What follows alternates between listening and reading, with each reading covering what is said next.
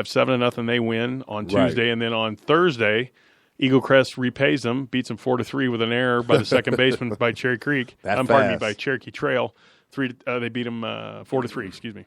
So ultimately, we talk about this all the time. Yeah. Colorado baseball weather is not conducive to great or terrific weather or terrific skill sets. Guys have good hands. Guys can run. Right. Guys are strong. Guys have good swings or what have you. But ultimately, defense and pitching wins at any level most of the time. Let's talk about this because Thomas Jefferson, they topped Denver Christian 7-6. Let's see who else we had around the horn there.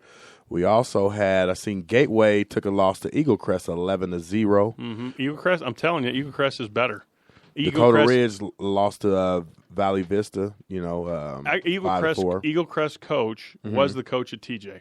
And he has been at Eagle Crest 3 or 4 years now. Why did why did he move away from TJ? My guess would be his location and program. Maybe he went to Eagle Crest. Yeah, maybe never he know. lives over in that part. It's of still the a business. Town. Let's not forget that, right? You make a couple extra bucks coaching in Aurora Public Schools, maybe comparative to Denver. I don't know. Right. I don't know. But once you start building a program, you really kind of want to. It's your baby. You really want to see it through to the fruition of success. And I'm talking about ultimately a playoff win or a playoff berth even, or what are your expectations? Like I say, Cherry Creek's expectations to win a state title every year or every 2 or 3 years. I think that's a lot of school. It's just about now, where are you filling those teams from? What did we talk about before these past few weeks? It's important to have a feeder team. I think foundation needs to be set. And one thing with a lot of teams, you see the difference when you have a feeder program and when you don't. The development in the kids and knowing what direction you're going into. It's tough. Also, I see Thomas Jefferson took a loss to Fossil Ridge. 12-1. Ooh, so that was on the 25th. Must have needed a better pitcher or something. Yeah, it's a tough one right 12 there. 12-1. Well, I mean that's the hard part about high school baseball or anything. Our season is so short, you don't get any scouting, so you have to pitch by the proverbial book, if you know what I mean. So Littleton played Mingus, Arizona. Oh, nice. How'd they do? 23-8. They lost. Yes, but Arizona's probably but they play year round though, right? Yes, that's a completely tough. That's a different kettle of fish there. Oh, and Broomfield played Thompson Valley, and that's Boco Preps up there. They definitely cover those. Boulder County covers those kids real well. Boco Preps will keep you up to date on all of that, just like Chassanal and ourselves here at City Prep Radio. So we look forward to that. Aurora Sentinel is definitely another good source to look for prep updates and sports. So we'll keep looking at that. Overland topped Grandview 9-0. Bruce Randolph took a loss to Magno. Nice little crosstown rivalry, 7-4. Nice. Lincoln and Kennedy had a real tough battle there, and that was a 2-1. Those two schools do not like one another. No, that's like a game I truly wish I was at because that had to be a great rivalry. Well, look at those two games. Look at West and George, 3-2. Well, now Lincoln and let Kennedy, me make a correction too, because Denver West was topped by GW, 3-2. GW beat them. Okay. Beat them. So still, the point is those are close games. Very close. I'm not sure how well played they were or how well pitched they were, but evidently had to be fun. Had to be a fun game, intense for sure. Playing baseball, I remember those days and I love it. So it was my first time actually looking at a diamond for up close like that in a while, and it just brought back a lot of memories, and I enjoyed it. So good for you. Denver North topped Montbello 11-1. Nice. Denver East topped Denver South 13-1. Nice little cross-town rivalries taking place there. So, East and South are fairly close. That's probably a lot of fun to watch. A lot of fun to watch. Yeah. It's never fun to watch when you're on the losing end of it. But, hey, they're kids and they're out there grinding it out. We applaud them all. Cherokee Trails, Eagle Crest. Yes. 7-0. 7-zip. That was Tuesday. Cherokee Trails. That's the one you were talking about earlier. That's the game I was at, yeah. Jeff gets around, you guys. This baseball is. I would like you to rephrase in a good way. I'm sorry. Right, thank you. He really gets around to the baseball games. He checks out the kids. Gateway lost to Pooter 6-7. So that Pooter has a great team up there. Arvada West, St. Lawrence, Illinois came into town, or they went to them and actually lost 8-4. Baseball gets to travel.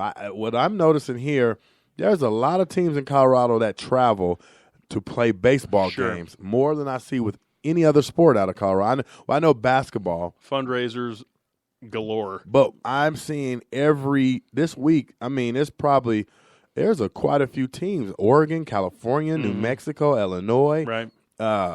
I mean, Arizona, California. Sure. And I mean, every other one I'm seeing somebody traveling. And it's really impressive. Or some team coming here. Florida coming here, Oregon, I could see the Illinois exposure. Teams coming here because of the weather, Idaho. or maybe the connection with a coach or a school or right, what have you. Right. But truthfully, Moorpark, California. Get out of here. Get out of here because Go it could snow a foot tomorrow. I mean, that's the problem with the consistency and taking ground balls and throwing outside and running and hitting and throwing. Look, we all look like world beaters in the gym taking BP in a cage. That's terrific.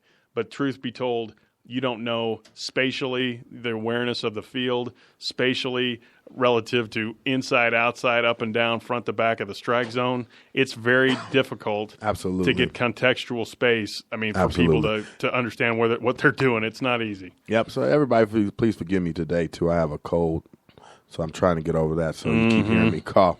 Denver East lost to Westminster 4-7.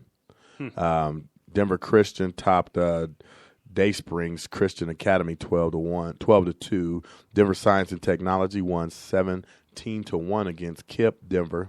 That's KIPP, K-I-P-P. Not Kent, K-E-N-T. No. Nope. I got to give a big shout out to my daughter Ariel. She actually did her interview today for Breakthrough. Nice. I got to tell you about, you talk about a young student athlete that, it's not just to applaud her because her mother stays out of town, so her mother was here this weekend to visit. To see her. And also last night, her basketball team, they won the championship. So just a nice little story to bring up. She came down to Tuesday night, and we're like, well, your mom's coming, so you can go stay the night over there. And then they said you had that party, and she was just like, I'm going to stay home. I have my interview.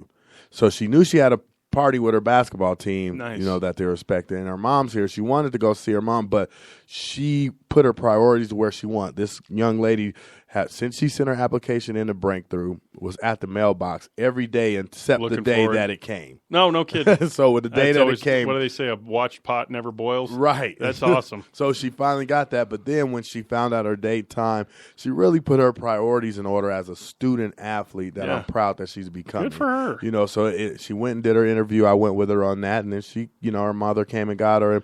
And nothing against her mom, but, she just Ariel wanted to really focus on getting in school. I thought smart. At that age, she's a sixth grader. She plays tons of basketball. Right. And her siblings are the same way. But it's good to see that the message is getting there. So for all parents and everyone out there, understand.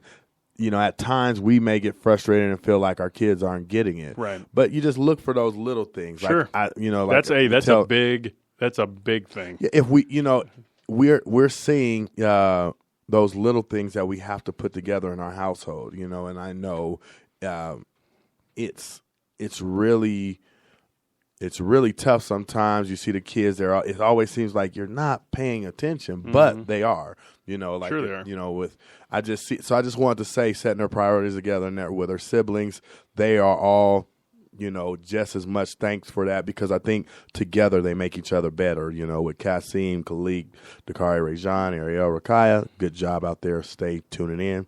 And then with Miss Nifa out there, that's the one that cracks the whip. Stay focused. Right. Stay focused. They know who to answer to, not you. Yeah, no me. I'm that guy. And then we have a great, we have some great, man, I'm around a lot of great kids, young ladies with great mothers that, are really caring about their lives, you know what I mean? So I'm really proud, where I'm at with coaching and doing these things. So man, when you're talking about these updates and stuff in this, it's really impressive. So just a little off the subject, but it's always good to highlight. I want kids out there to start maybe staying in tune and parents to stay in tune with us and tell us some good stories about your kids out there, and we'll highlight that on the radio every week. Because I think that's wonderful for them to know you appreciate them, we appreciate them, and highlight those things. Yeah. Now, Jeff, with baseball, why is it that it seems so tough for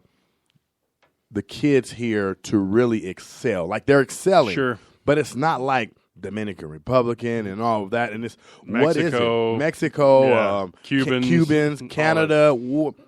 Here's the deal. And give me a little detail on that. I'll let you set it up and break it down. I'm going to shut up and listen because that's a first. Hey, you are the best baseball expert of the town. Hold up before you start. Yeah, I did not hear that. Can I get right. that? Can I get you to write that in a letter? Before I say, I need you to give us our ballpark intro. Hello, everybody. Welcome to cityprepradio.com. How's that? It's hard liquor and handgun night tonight at the ballpark. Everybody with a midget comes in for free. That's not true. No. I mean little people. Sorry, anybody out there listening. So here's the deal. Ultimately, the byproduct for baseball is this: if you have warm weather, if you have opportunity to get outside on a daily, weekly, monthly basis, as I said, talking about taking ground balls. I watched kids, whether they be Cherokee Trail, Eagle Crest, my kids at Fort Morgan, they don't take enough ground balls every single day.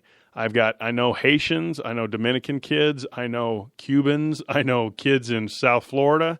What we do is we make certain that they are playing ball every single day, taking ground balls. Now, in the case of the Dominican Republic, Haitians, Cubans, some kids in Mexico, Panamanians in the southern hemispheres, even down to Colombia, and those kinds of Ecuadorian kids or whatever. They're going to find you if you can play. Japanese kids, Australian kids, Korean kids, they're taking ground balls, and the priority is to take ground balls and to hit balls and to run and be outside and play the game.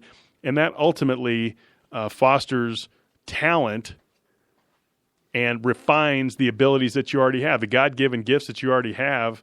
It refines it. So ultimately, the weather, and we've also empowered kids here for an education. Right. In the Dominican Republic, those kids are there to do what? Well, they're playing ball. That's what they're doing. They make gloves out of milk cartons. Really? So, absolutely. So from the time they're 10, 12 years old, they're using milk cartons. Tell me that would not benefit a kid here working on ground balls. What are they going to do? What are we going to do? Hit them snowballs? We can't get enough time. We can't get enough time in a facility. Doesn't mean that we don't have kids who can play. Yeah. Doesn't mean that. What it does mean is these other people are more refined. Now, if I'm going to draft a kid to play in the major leagues, which is the only reason the kids get drafted, they want to be what they call organizational guys, right, or they're going to be big league guys. They're not drafting you because they want you to get a chance to play in the minors. They're drafting you because they think that you can make something of yourself, and maybe if you're a low-round draft pick like Mike Piazza or right, somebody like that, they might catch a flyer and you might be what they call a late bloomer. Absolutely. So those kids are taking ground balls every single day. That's what they do. Yeah. We have given kids an opportunity with education. That's really what we've done. Well, so you bring up a valid point. They have to go to school. The kids in the Dominican don't necessarily have to. But see, you bring up a valid point where people don't understand, though. By the time they're competing against our kids in high school, absolutely, they have probably taken 10 times hundreds the amount of thousands, ground balls than they have. And you've practiced on seeing the bat off the ball or just anything you're doing that builds a habit. So you're saying now, what is that old saying? It takes 10,000? What is it? It's to ingrain a habit. I think it's like you have to do something 10,000 times. Well, I don't know. Something like I don't know. I've never done anything other than breathe 10,000 times. I don't even know. But that's how long it takes before you really truly get, to the that skill. Skill I'll tell you what. Look at a guy named Jose Reyes, the guy that plays now for the Toronto Blue Jays and played for the Mets, played for the Marlins down in Miami, and has played for a couple other ball clubs. Those are guys that are incredibly gifted athletes. I'm not diminishing the fact that he runs exceptionally well. He hits very well. He barrels up balls that maybe should not be barreled up. He has quick hands. He has great feet. Okay, those are skills that everybody in the big leagues, shouldn't say everybody, most middle infielders have. Right. Okay? The truth is you are in a situation where you have taken umpteen million ground balls. You have better hands than a kid from Colorado. Right. How many middle infielders do you see from the state of Colorado? Yeah, not a lot. Zero. Now, There has